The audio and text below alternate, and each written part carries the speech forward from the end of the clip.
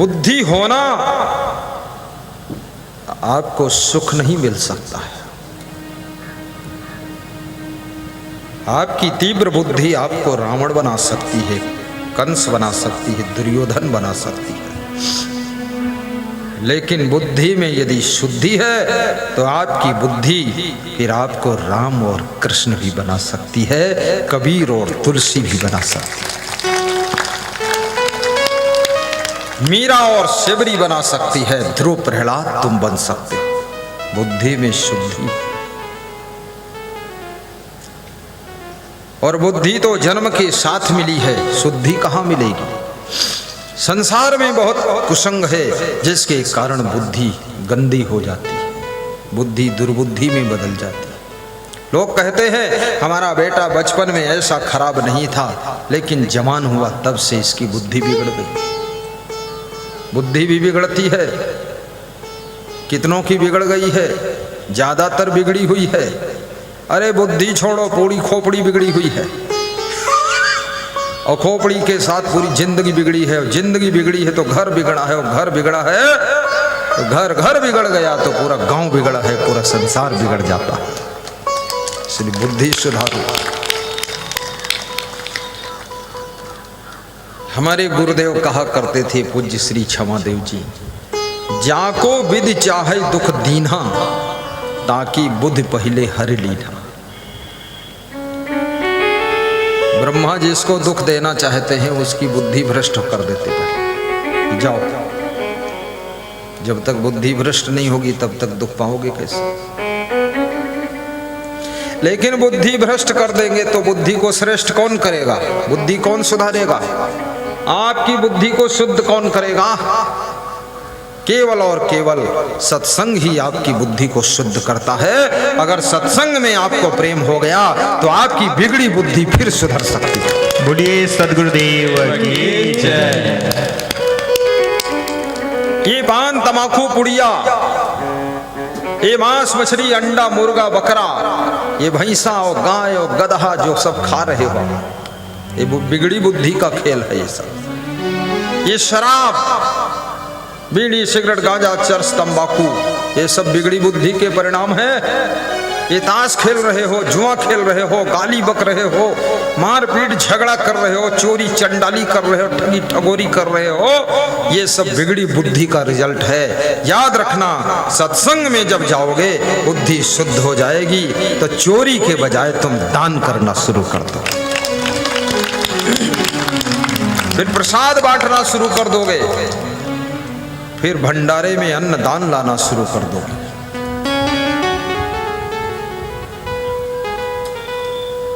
हमारे आश्रम पर भंडारा होता है, वहां लोग अन्न दान लाते हैं। कोई 10 किलो चावल, कोई 10 किलो आटा, कोई 20 किलो आटा, कोई 50 किलो आटा, कोई तेल, कोई घी, कोई शक्कर, कोई 50 किलो शक्कर। और एक व्यक्ति ने तो 75,000 की शक्कर दिया था। कुंभ मेला उज्जैन में, बोला और चाहिए तो और दो। तो हमने कहा और चाहिए, 1.5 लाख की दे दो। बोले ट्रक भेज दूंगा पूरा। क्या समझ रखा है? तो हमने कहा शक्कर समझ रखा, और क्या समझा।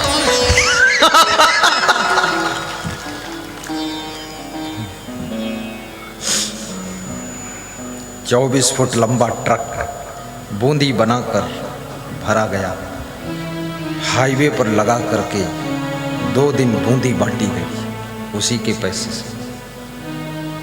पंडाल में 50,000 लोग आते थे, उनको भी खिलाई जाती थी, लेकिन फिर भी हमने कहा जो नहीं आते हैं उनको रोड पे लगा दीजिए, क्योंकि अगर इसने इतना दान दिया है तो इसमें 1 रुपया हमारा भी लगना चाहिए, बचना नहीं चाहिए, सब खर्च होना चाहिए। भंडारा है। और मैंने सुना है कल यहाँ भी भंडारा है। जब घर में मेहमान आते हैं ना तो 2 परिवार, एक सब औरतें एक कमरे में चली जाती हैं, आदमी एक कमरे में चले जाते, 2 कमरा खाली कही देते, मेहमान रह लेते। ऐसा सेटिंग कर लेंगे। जैसे हम ही लोग आए कंचनपुर खेरिया में, मकान खाली कर दिया, सब माताएं बहनें घर के लोग पड़ोसी घर चले गए। रामदास जी के मकान में गुरु और संत फिर भी जगह कम पड़ी क्योंकि हमारा काफिला भी बड़ा है।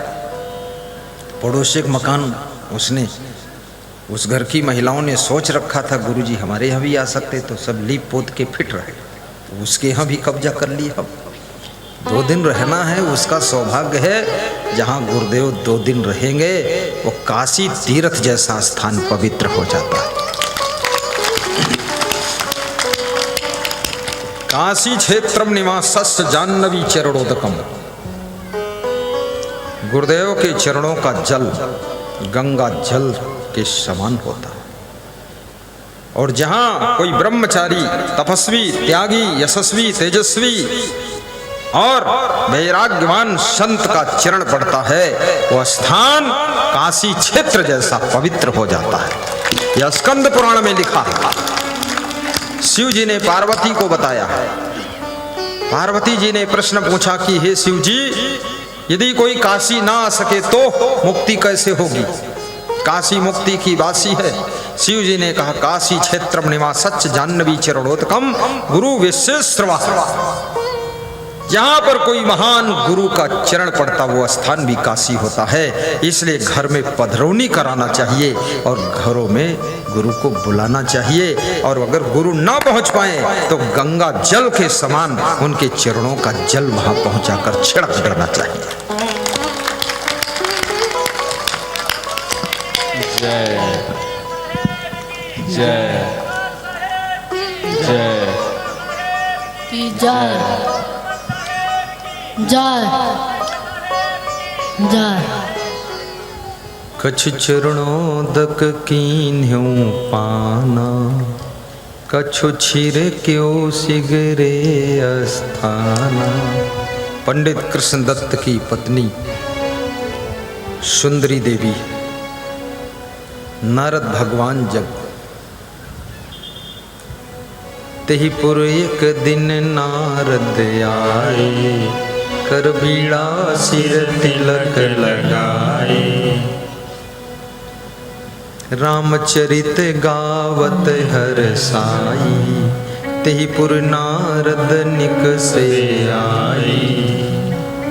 राम का चरित्र गाते हुए हर्षित होकर के नारद जी, हाथ में बीड़ा है, सिर में तिलक लगा हुआ है, सुंदरी के द्वार पर रास्ता है, पंडित कृष्ण दत्त के द्वार पर निकलते हैं। बीड़ा की आवाज को सुन करके, रामचरित्र के शब्दों को श्रवण करके सुंदरी अपने घर से निकलकर बाहर आता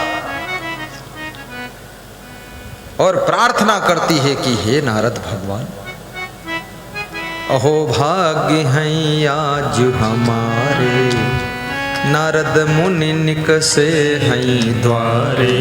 आज मेरे अहो भाग्य है कि नारद जी मेरे द्वार पर निकले।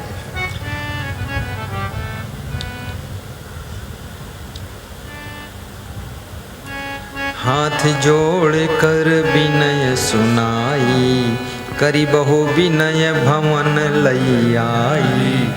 बहुत प्रकार से निवेदन करके सुंदरी अपने घर में नारद जी को बुला लाई। उच्चासन नारद बैठारे, ऊंचे आसन पर नारद को बिठाया। चरण पखारी चरणोदक लीन्हा, कछु चरणोदक कीन्ह्यों पाना, कछु छिर क्यों सिगरे अस्थाना।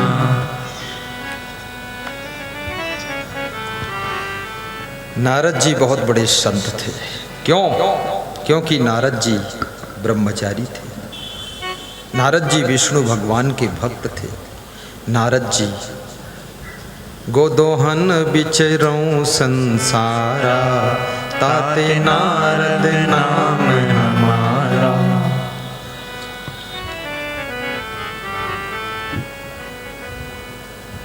परसों मैं अपने आश्रम पर संतों को संदेश दे रहा था।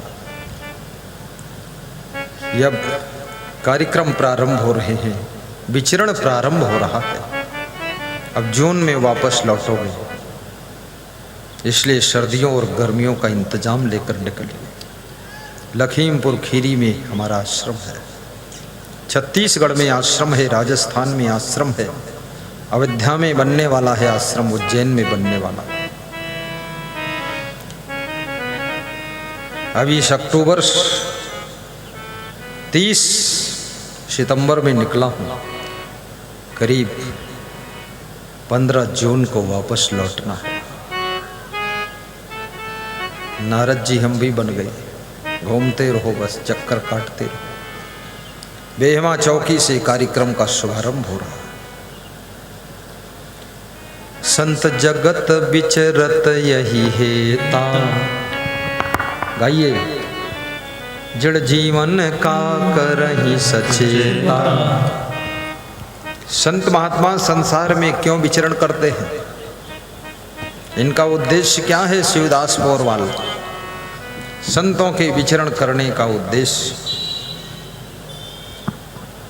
संसार में जो जड़ जीव हैं, अज्ञानी जीव हैं, भोले जीव हैं, भटके हुए जीव हैं, उनको सचेत करना, होश में लाना।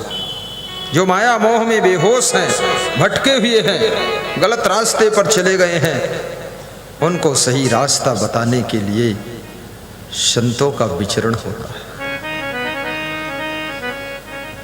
संत जगत विचरत यही हेता, जड़ जीवन का करहि सचेता। सोए हुए संसार को संत जगाता है।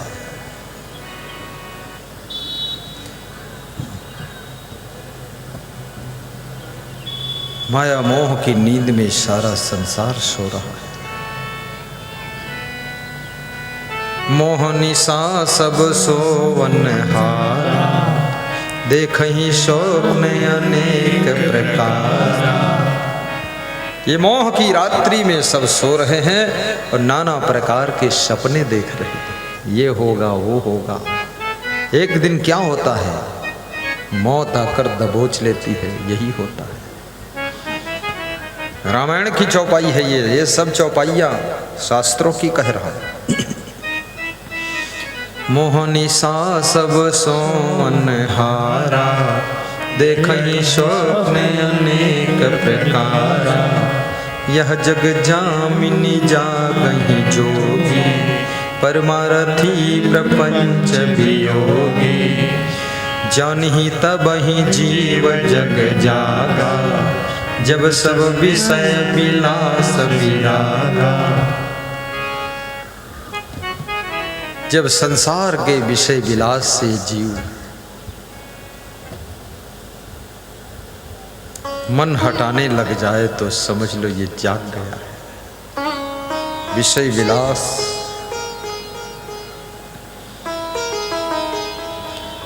मन फंदा फेंकत फिरे, लागी विषय बाजार। निरखी परखी बची बची चलो, भरम जाल बरिया। सबके ऊपर मन फंदा फेंकता है। ये फंदा से ही सत्संग स्टार्ट हुआ। ये फंदा जब तक छूटेगा नहीं, कल तक ये फंदा पर ही चर्चा होगी। माया मोह कठिन है फंदा, करे विवेक सोई जन बंदा। बिनु सतसंग विवेक न होई, बिनु विवेक सुखी नहीं कोई। बिना विवेक के कोई सुख नहीं पाता है। नास्ति बुद्धि युक्तस्य नाचा युक्तस्य भावना, नाचा भाव यतः शांति ही अशांतस्य कुतः सुखम। जिसकी बुद्धि में विवेक जागृत हो जाता है, उसकी बुद्धि यथा योग्य हो जाती है। और जब बुद्धि यथा योग्य हो जाती है, याद रखना, तब उस व्यक्ति की भावना शुद्ध होती है। और जिसकी भावना यथा योग्य है, भावना शुद्ध है, उस व्यक्ति को शांति की प्राप्ति होती है। जाकी रही भावना जैसी, प्रभु मूर्ति देखी प्रभु मूर्ति देखे किन तैसी भावना।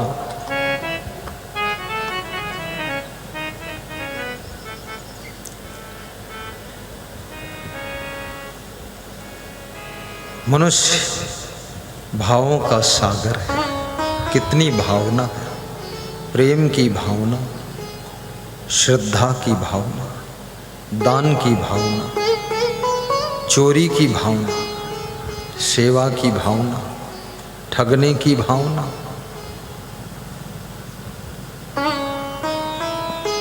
झगड़ा करने की भावना,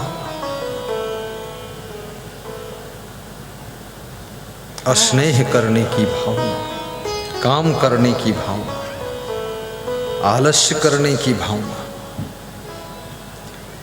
नाना प्रकार की भावनाओं से तुम भरी हुई हो।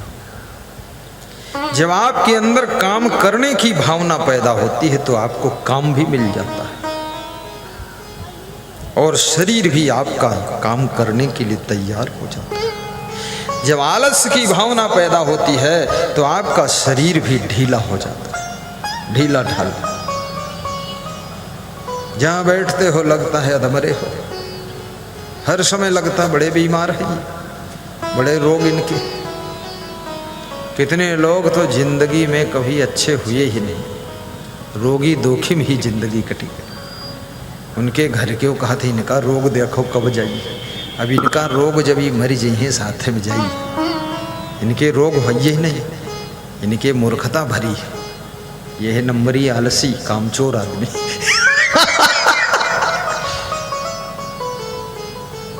कम खाइए, जल ज्यादा पीजिए, व्यायाम कीजिए, पसीना निकालिए, बड़ा लक्ष्य बनाइए, आपका शरीर अपने आप स्ट्रांग हो जाएगा।